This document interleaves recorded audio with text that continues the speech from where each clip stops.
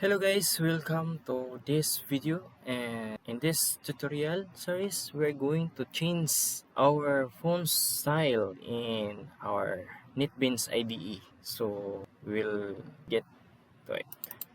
So open natin yung NetBeans natin, palitan natin yung font style. So in our previous application we have this project min, and then under that we have this min class. So ito yung main class natin. So as you can see, hindi maganda yung fonts ng ating NetBeans. So gagawin natin, change natin ang font style kung paano dito.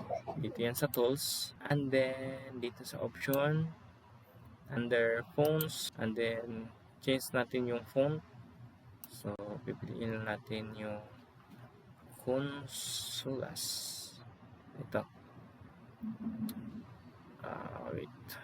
Consolas. Size niya is 14. So, okay na yung 14. Set, okay. And then, apply. And okay. So, ayan guys. So, ayan. Na-change na yung font style natin. So, that's all for this video. I hope you'll learn a lot. See you on the next video, guys.